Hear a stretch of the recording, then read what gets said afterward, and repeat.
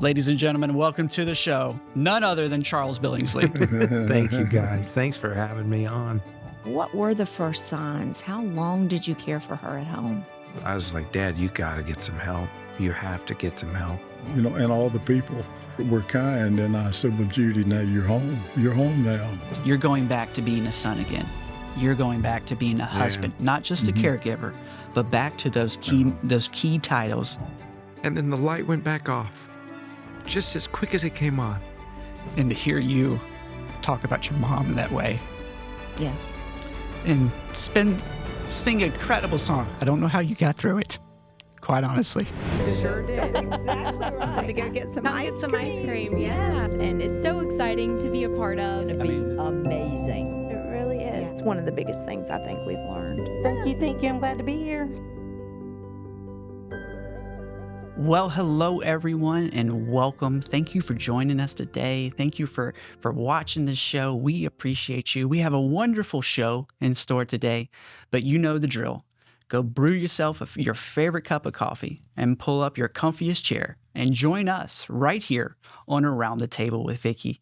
I'm your co-host, Chris Runk, and to my left is, I get to call her Mom. She's your host, and we're all here around her table. Ladies and gentlemen, Vickie Runk. Well, hello, everybody. It is really great to be in the studio doing some important work today.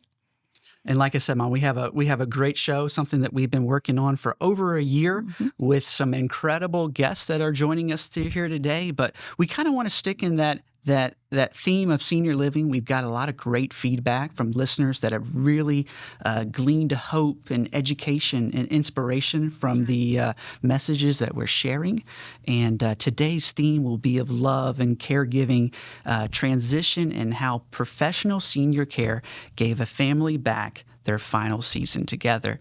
And like I said, we have two great guests, and I'm excited to introduce them to everyone.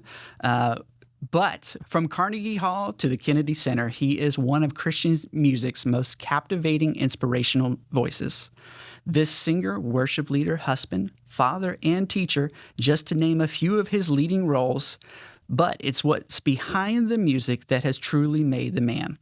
Launching his career more than 2 decades ago, fronting Grammy-nominated genre giant New Song, Charles has headlined more than 3,000 concerts and released 26 recordings as a solo artist. Ladies and gentlemen, welcome to the show. None other than Charles Billingsley. Thank you, guys. Thanks for having me on. But behind all that greatness, there was a set of parents. There was. That's right. And I think it's simply safe to say that the apple doesn't fall far and short of the tree. I'd like to welcome his father, Clyde Billingsley. Thank you. And, like I said, Mom, we have a wonderful story to tell. And Alzheimer's touches almost every family. The statistic is 1 in every 3 Americans will suffer with Alzheimer's at some point or some form of dementia in their lifetime.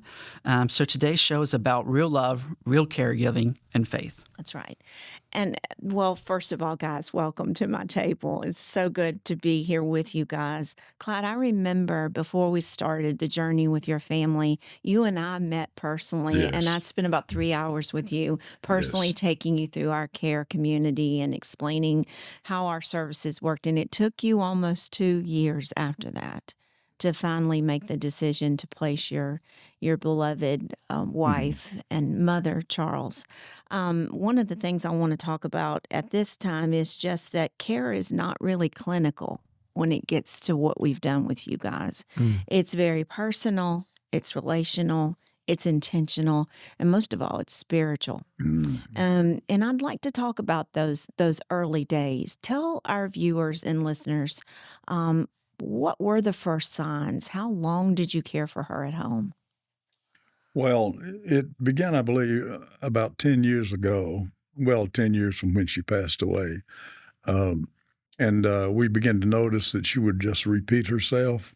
And our daughter, Lisa, more than any of us, the conversation she had seemed to draw that out. And she would tell me, Dad, Mom just told me that yesterday, or she just told me that this morning in the same words, all the same. And I noticed some, but I didn't notice as much as she did. So we went then, of course, to the doctor, and his diagnosis after talking with her and asking her some questions and so forth was that she had the onset of Alzheimer's or dementia, I think we were calling it then. Yeah. And which disappointed her, Oh, absolutely. I'll never forget, she said, I'd rather have cancer than dementia, And So as you there was, struggled through the journey with her over the years, Charles, at what point did you realize my mom has Alzheimer's? Well, I think after that initial doctor's appointment, when he gave her, I think it was 3 little tasks to do in a particular order, and she was not able to do it. My mom was always really joyful, and she just sort of laughed it off. But you could tell she knew then. We knew, and I think the hardest part really was maybe those beginning days. One of the hardest parts because the reality of setting in that this is going to be quite a journey. Yes. And, as you know more than us, the journey is longer for some than it is others. That's right. I just had a friend, John Keith, pass away, and same story.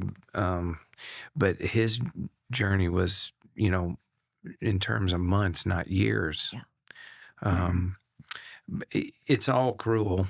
It's all horrible. But at the same time, Mom's journey was quite a while. Yeah.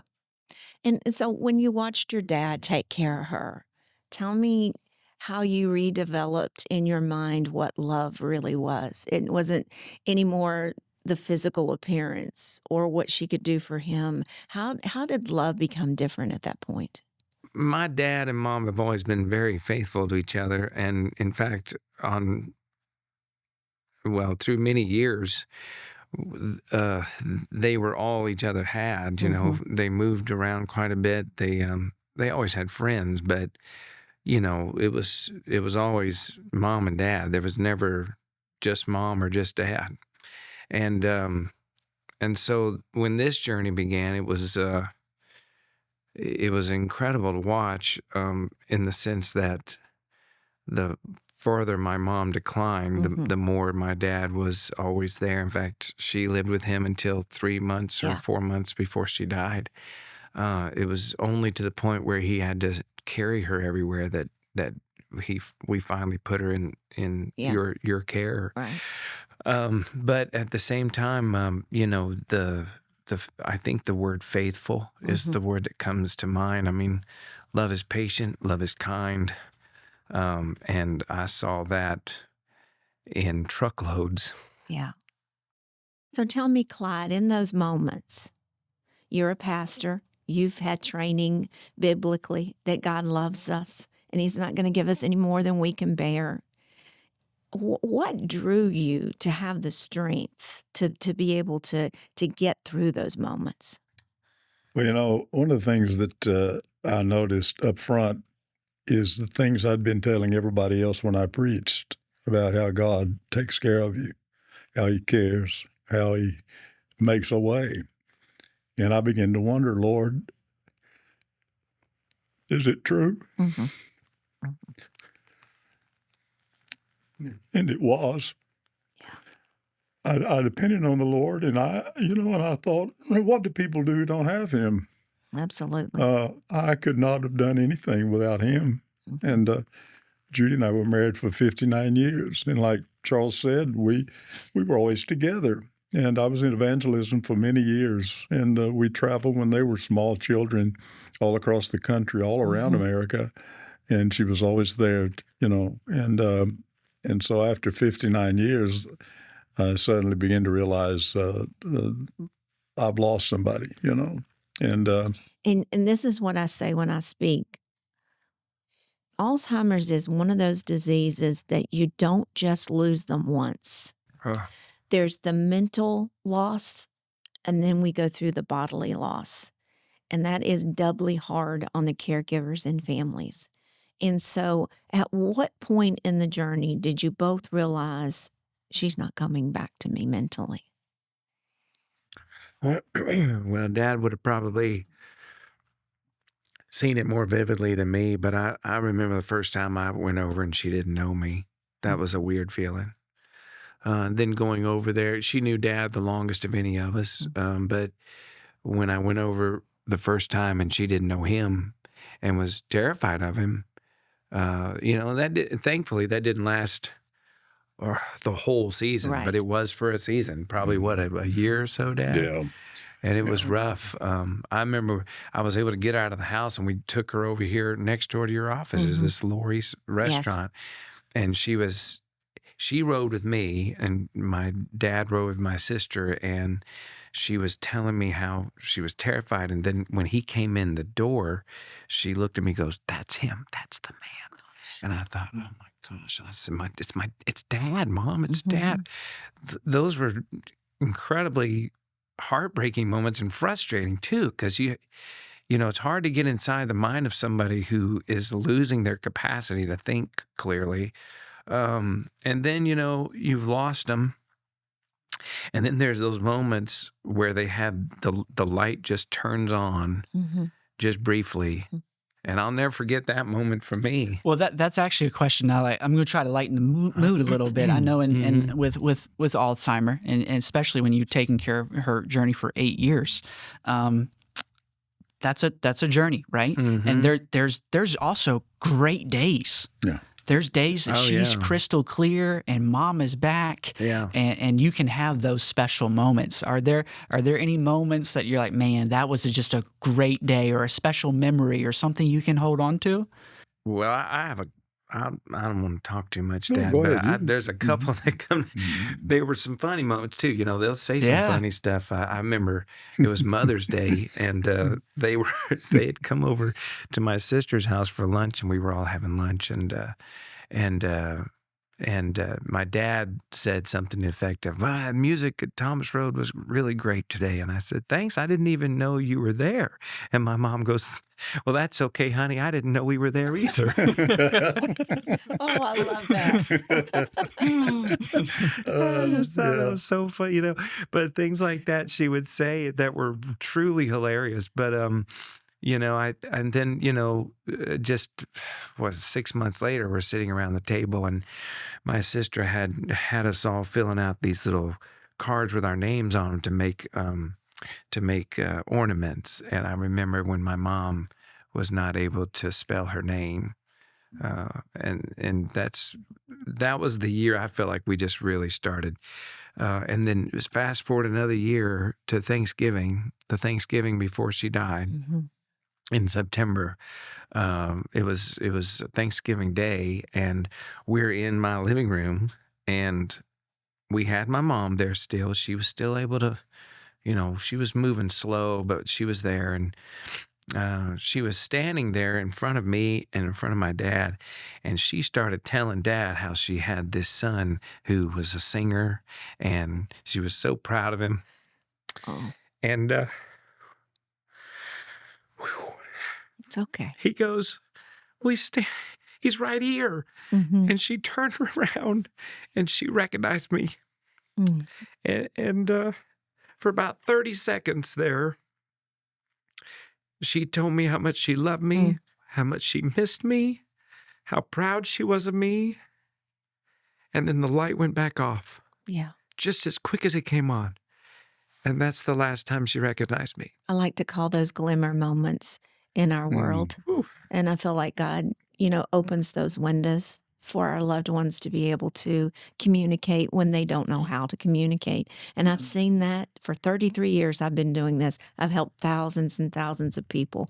And I see that. It's just a common denominator. Wow. And I think about, sometimes you probably thought about this too, Clyde. What must God think?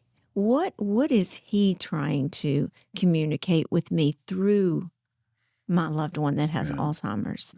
And I think so many times that he's just sitting there trying to give us the hope that we need. And that's why the show is so important, to not give up. Yes. What were some of the things that you did along the way to physically take care of your own mental health? Did you take walks? Was there somebody that came in and relieved you regularly? Tell our listeners about that. Yes, I had visiting angels Okay, who were great. great, who came, and they would help, and that would give me a little bit of a break. And I would go, and I get back, and they'd report to me how she had done it. And she loved the ladies that came, and they were all good. In fact, we're talking about funny things. One was helping her take a shower, and she used a word she wasn't in her vocabulary in the middle before. And she said something, and then she said, "Oh, I shouldn't say that. My husband's a preacher." Yes, Yeah. And I had many great times with her, just the two of us talking. And then it got to where she could not talk, and I would read the Bible to her, and it got where she couldn't hear. She'd go to sleep. And I remember when she was in the facility there, I would sing to her, and I remember singing "Safe in the Arms of Jesus" to her one time. And nobody in there but me, thank the Lord, to hear that. But I sang to her, and because I felt like it was her song, and she was going to be in the arms of Jesus. And I just, there was a spirit about her that I never knew in any other person, a warmth. And something there, that I'd love to have, but I never saw in anybody else, Well, she was the anchor. It sounds like she was the anchor in your family. One of the things I think listeners also would like to know is when you made the commitment to it's too much for me now, and I've got to seek help. And I remember the text that came from Charles, and you made the decision to put her at Pearls of Life right here in Lynchburg, Virginia, which is one of our memory care services support facilities. At what point did you realize I've got a true family of caregivers here that are going to help me through this next part of the journey, which I'm sure you all realized was near the end? She had stopped eating, and things had kind of changed and started to slow down a bit. At what point did you realize I've got a team of people now that can help me? When we were at the facility there, when we got out of the car and the nurses came and helped us get her in the wheelchair and she went into her room, there was just a warmth and a fellowship. And the nurses were so gracious, and all the people were kind. And I said, "Well, Judy, now you're home. You're home now." Wow. And I began to feel like she could sense the warmth and the sweetness of people. Yeah. And she would talk to the ladies, and she built relationships with the various people, and they would, those relationships would come and go. Yeah. But it was actually we began to sense that we're in the right place the day that I drove up there. And we got out of the car, and we helped her into a wheelchair, and the nurses did that. And there was never any doubt about it after that, Yeah, I was thrilled to finally get Dad some help, because the visiting angels and stuff, they were great, but they were there for a couple of hours and, a couple of days a week. And Dad I don't think you were ever away from her one single night for 10 years, every night, not one. And I was like, "Dad, you got to get some help. You have to get some help." So what would you say to those sons and daughters? I call them here on the show the adult sons and daughters that are encouraging their parents, and they're in the same situation. What would you say to that son or daughter on coaching them on when it's time to step in and encourage the caregiver in the situation to seek help? Well, I think when they get to the point where they can't, when they don't recognize you for sure, but also when they get to the point where they just cannot really function without assistance and just taking a step or two or walking or certain, we had a lot of bathroom issues, things like that, honestly, guys are not real good at handling. That's right. And I was so thankful for our help, like the visiting angels and stuff. But boy, when they're gone and you got the rest of the night, and so I was glad. I feel like we probably could have moved on that a few months earlier to be honest with you. Dad may disagree, but it's also really hard to let go. It is. Because even though they don't know you, even placing them somewhere other than this bed she's lived in for the last 59 years now, to go it's also him in a sense saying goodbye. That's right. And throwing your hands up and going, okay, well, I can't do this anymore. But you almost feel like you're giving up on that person when you're really not. That's right. Well, I like to refer to that part of you're no longer managing her care, but you're getting to enjoy what time is left. Yeah. Because the heaviness of when does she need to go to the bathroom next? Has she been turned? Is she eaten today? Where's that medication? Which is weighing on you day after day after day. That's what I was saying. It's not only, for one, your commitment is a beautiful thing. Yeah. I am blown away, and you should be so proud. But you're right. It's not only about the physical side. It's the mental side as well. He was exhausted. Yeah. He was utterly exhausted. Did you realize how tired you really were until? No. Yeah. No, I can even sense it now. I still have, sometimes trouble sleeping. Yeah. And because she would talk all night long. Yeah. yeah, And she'd sleep all during the day. Oh, it was like yes. going But back to being a baby and a babysit. Yes, we know. and I didn't want to sleep. I was afraid to sleep soundly. I never did, because she would get up at night, and she actually got up and fell once, it scared me to death. So I just watched her, and when she would get up, I'd usually get up and sit on the side of the bed, and I'd watch her. And sometimes she'd go in the bathroom and just adjust something or whatever, to your stuff around. Yeah, and then just she would come dilly-dallying back. around is what I call it when they do that at night. Yeah. We're able to see our care Really? facilities through Oh, cameras so in that's the common, hallways. It's very common. They're walking Oh, and, Yeah. in All the night long. sensory rooms. Yeah, all night long. And so that's another important thing that I just thought about with you. How comforting was it to be in a care community to where you saw others that was going through the same thing, and all of a sudden, now I know that's a little comical as well, but all of a sudden you didn't feel isolated in the journey anymore. You could go next door to the other husband that was tucking in his wife, and I'm thinking of several right now that I know that is going through this currently. How comforting was that to know I'm not the only one? Well, very much. And the people that were there all had a warm heart. We just, I felt, I wasn't afraid. I didn't feel that I had to be concerned about her, what she was doing. I was much more concerned when I had her and her getting up and doing things that I could not know or control than I was there, because I knew that they look in and check, and if they see anything that needs to be done, they take care of it. But it was just sweet people, and the music that they had every morning, we loved. And Judy loved that. I remember one time we were sitting there, and all of a sudden, just real loud, she said, "My husband's a preacher." And she's quite proud of that. Yeah, I mean, I don't know why the song brought that out. Well, speaking of activities, because I know you're referring to activities of the morning when they sing, but I got a text from you shortly, a few weeks after you had been placed, and she was in with an Elvis impersonator. And you guys we took a picture of her, and she had a smile on her face. But one of the things you said at that moment that I thought was so profound, I've never forgotten it, was we should have done this a whole lot sooner.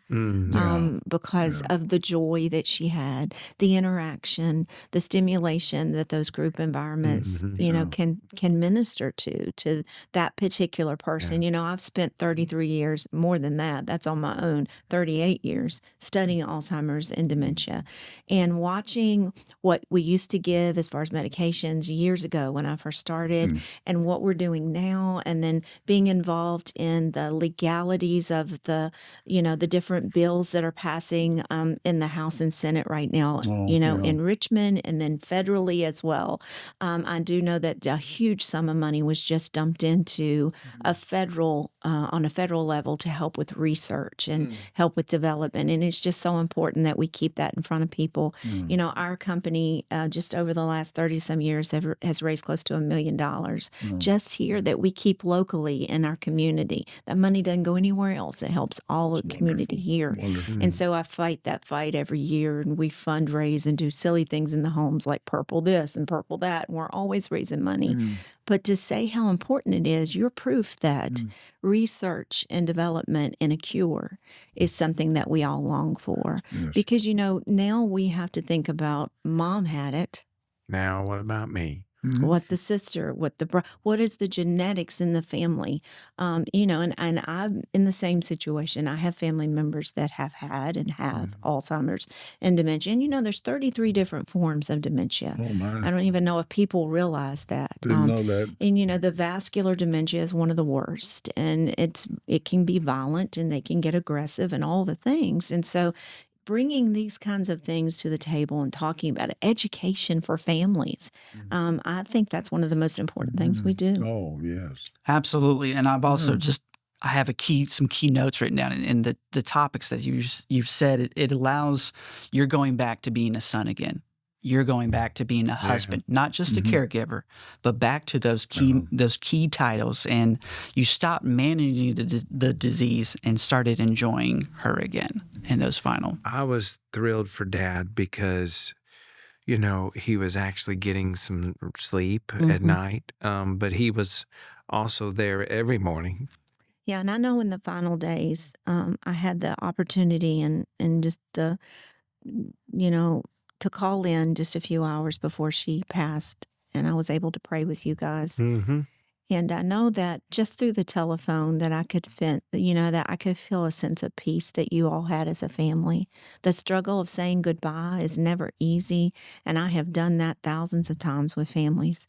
But one of the things I do know is that we serve a God that loves us and that gives us peace in the midst of the storm and carries us through those critical, crucial moments of saying goodbye. The last show we just did, we talked about teaching families how to say goodbye. So many families come from broken families, and there's bitterness and strife, and they can't say goodbye. So our staff is trained to teach them how to do that so that guilt doesn't stay present after after the goodbye. And so I just want to commend you all as a family for doing so well, for running the race, and for being really the poster child of what we do here. And I'm so excited about highlighting your journey today.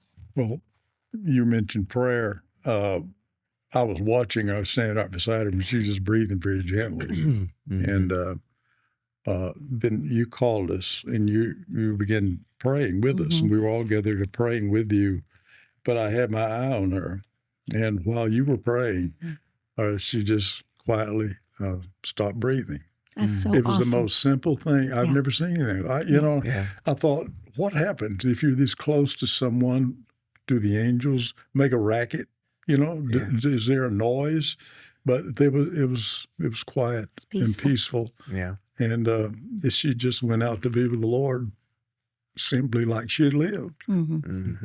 And for me, that was an honor. I want you to know that I don't take those moments for granted. And Christopher can tell you, if I'm in town, I'll physically go sit with the family, and we'll have that time together because it's my way of saying thank you. It meant so much to us, Vickie. Thank you for choosing us. And if I can help usher her to that gate and, you know, the Lord take her hand and the family, we all there together. It's one of the most precious times that I've ever experienced, and literally thousands of souls that we have ministered to in those care communities. And I don't take it lightly because God chose us. And what a wonderful opportunity. I know that we've had some folks that would not have known God had they not been in that community. Yeah. And so, you know, we talked on a show earlier in the year about what it's going to be like to get to heaven, and for them to come to us and say, because of the establishment that you had there, because of the churches coming in, because of the students at Liberty University, because of older people that have retired and still want to come and share the gospel, I'm in heaven today. And that's a powerful thought. That's wonderful. Yeah, it's amazing. And honestly, I don't know how families cope with this without the love and the hope of God. I just don't. And what's beautiful about what you do is that, families aren't getting preached to. They're not getting thumped over the head with the Bible, but you get this sense that most everybody there just has a genuine love for people. And I believe you can't really get to the point in your life where you genuinely love others unless you've experienced the love of God. And talking about that, you were able to develop relationships with the caregivers. Bridget, she had just come, she had helped me with several of my family members in the hospice situation. I chose their company.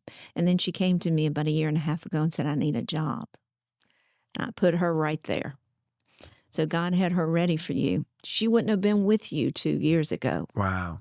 Whenever we were trying to make the decision for placement. Oh, she was so great. God had that perfect timing there. I thought She about was that fantastic. several times. Yeah. But she has had so much experience with helping families in hospice and the end of life procedures. And, we forget too, as family members, what our caregivers go through. And the heaviness that they have to carry day after day after day.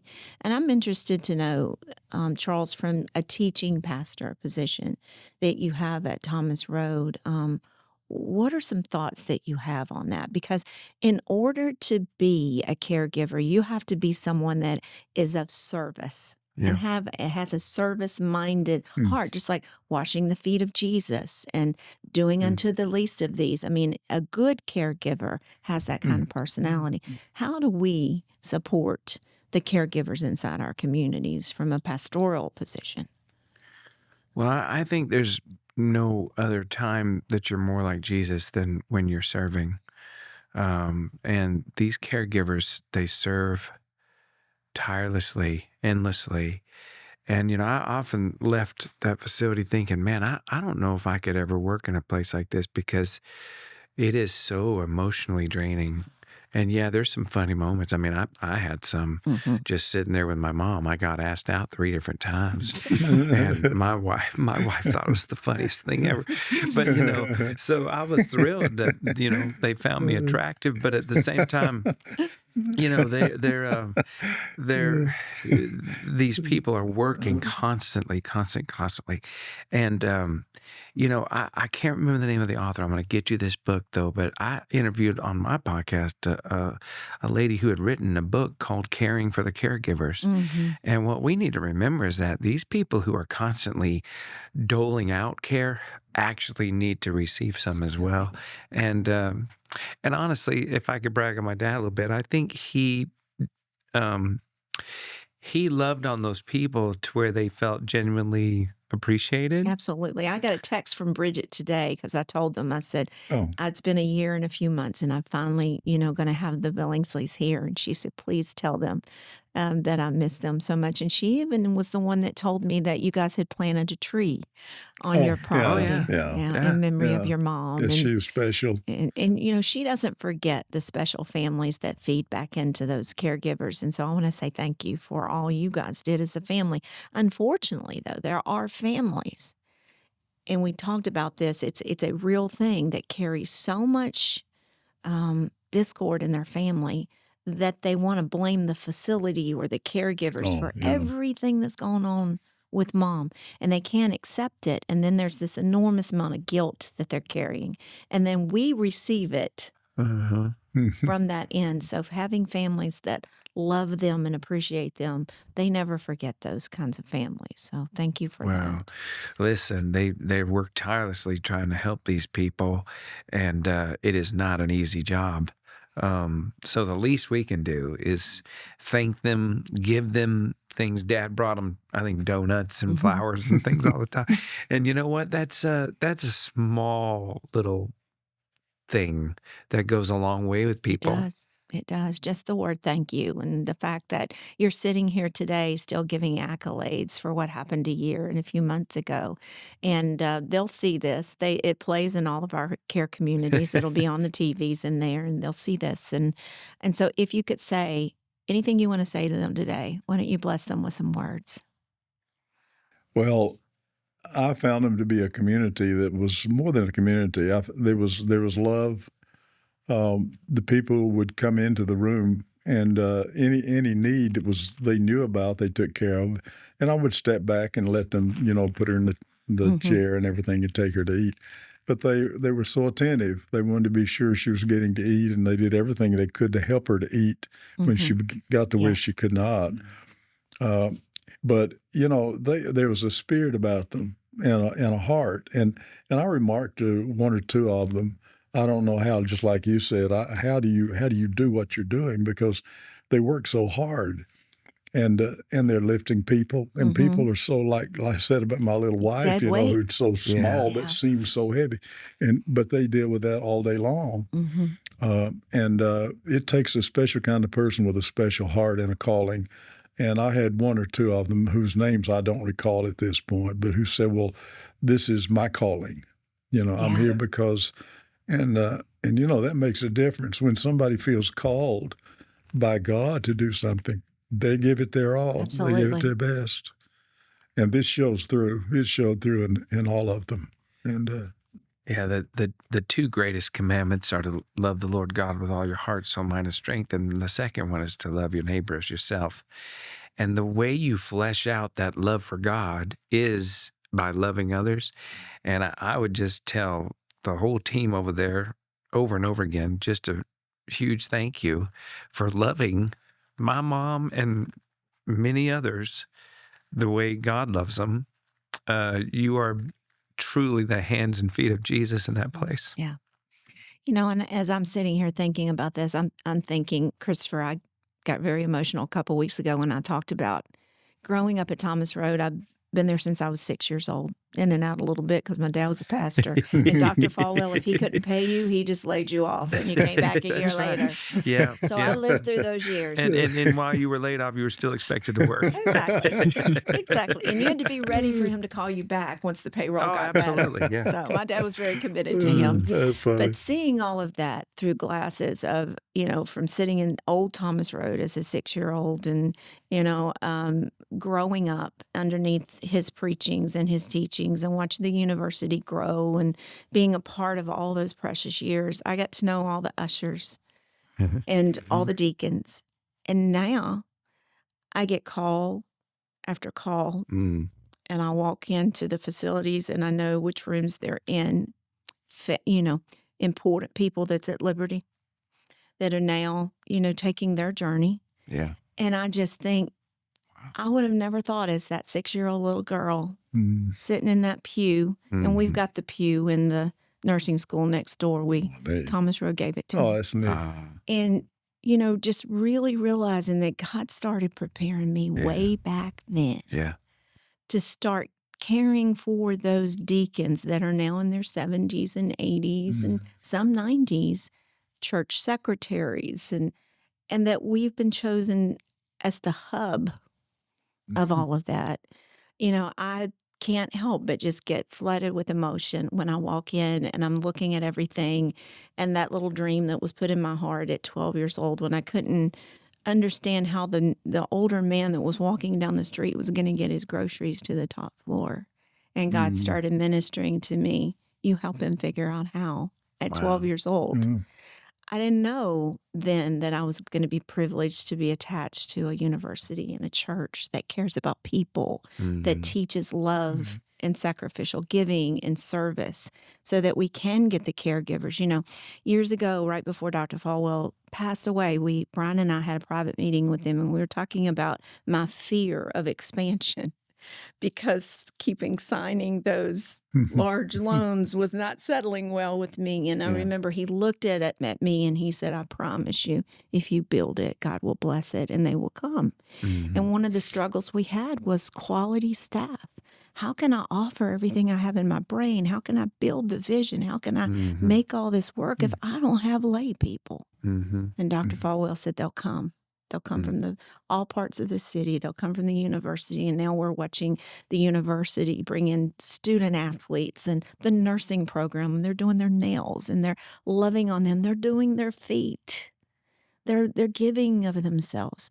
That university that had just a few 100,000 people in the program when I was there, and we went through and we had to wear dresses and we couldn't wear pants, I all the remember. stuff.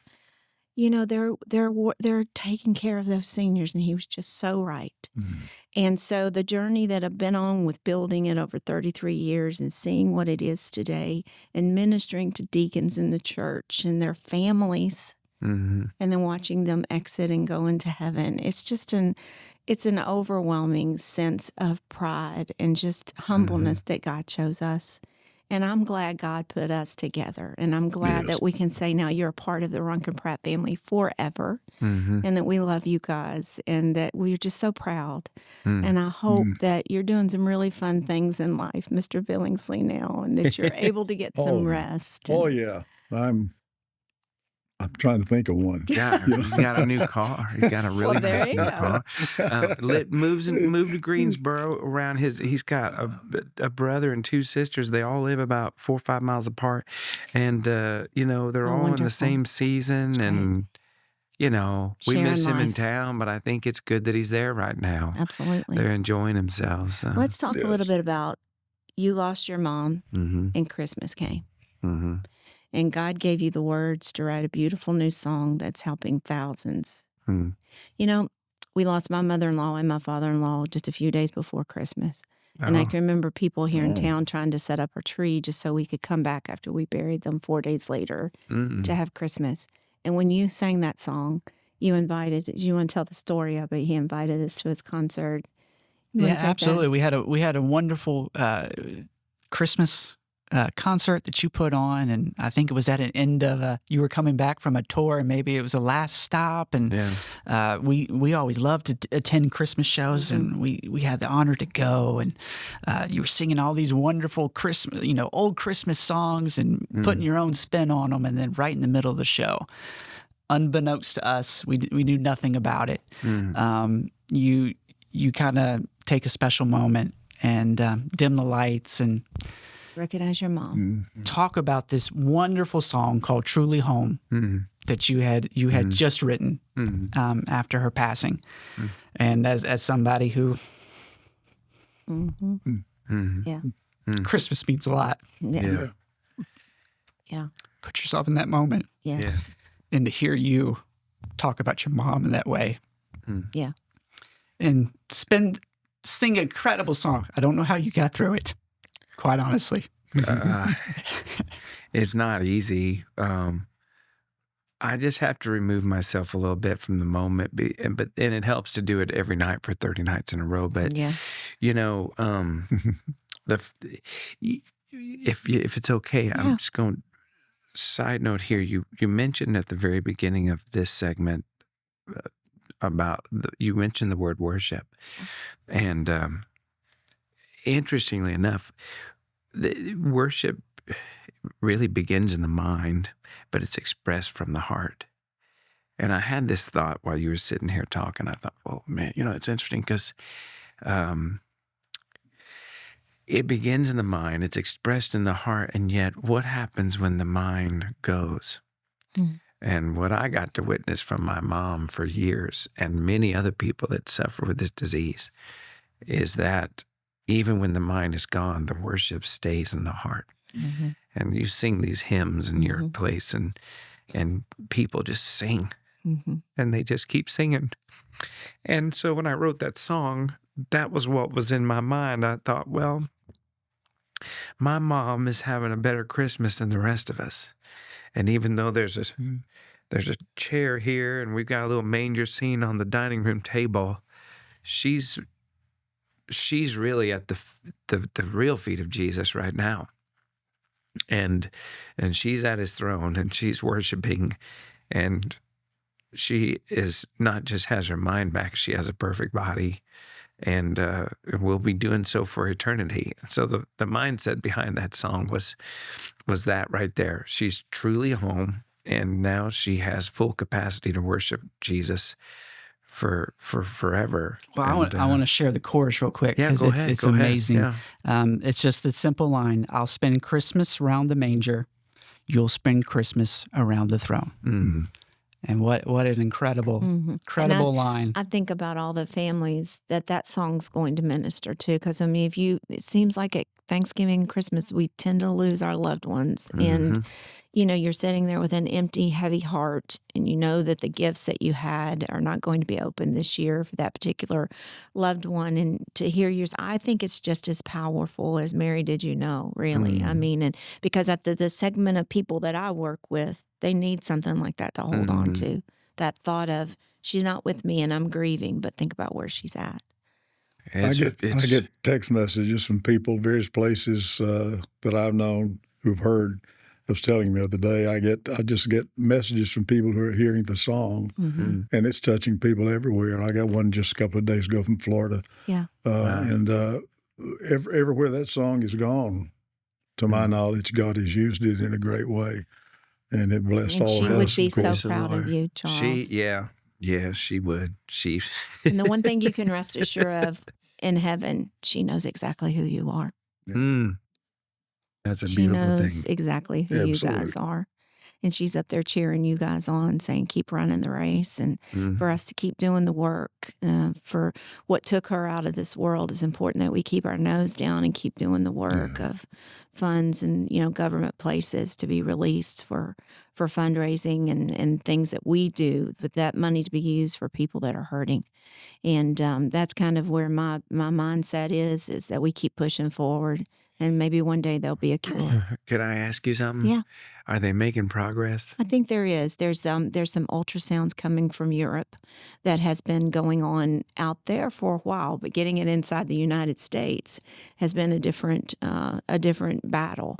And so we've got some ultrasound treatments that's being looked at now that can target certain areas of the brain, the plaque that builds up over time. Of course, we're diagnosing earlier because we're getting the education into people's hands that until you go and check out the symptoms, we can't start the medication.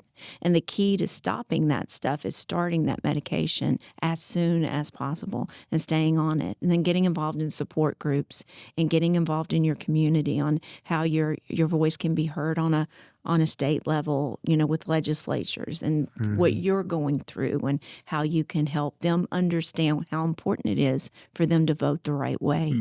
And then that's done on a federal level as well. So I have hope today that I didn't have 10 years ago. Well, also those early screenings. Early screenings, yes.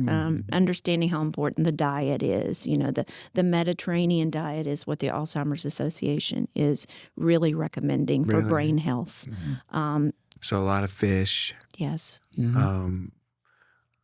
Olive oils, that kind of thing. Yeah. And then staying away from, the idea that if I don't go to the doctor, I'm going to be fine. That's not the idea we need to push with the community. They need to know if something's off, they need to go get checked. Because the sooner you can identify it as a problem, the sooner we can start the medications and get everything slowed down to where we are with research right now. Clyde and Charles, thank you for joining us on the show today. But as we close the episode, we typically end with a quote from my mother every show. But I thought it'd be special to close out this episode with Charles, with a clip of you and your mother singing, "It'll Be Worth It All Until Then." Make sure you check us out on the podcast channel. Thank you all for listening. And until next week, thank you for joining us right here around the table with Vickie.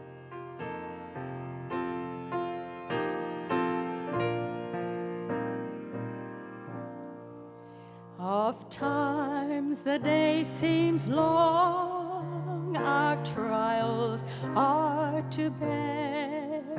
We're tempted to complain, to murmur and despair. But there is one in heaven who knows our deepest cares. Let Jesus solve your problems. Just go to him in prayer. It will be worth it all when we see Jesus. Life's trials will seem so small when we see Christ. One glass of healing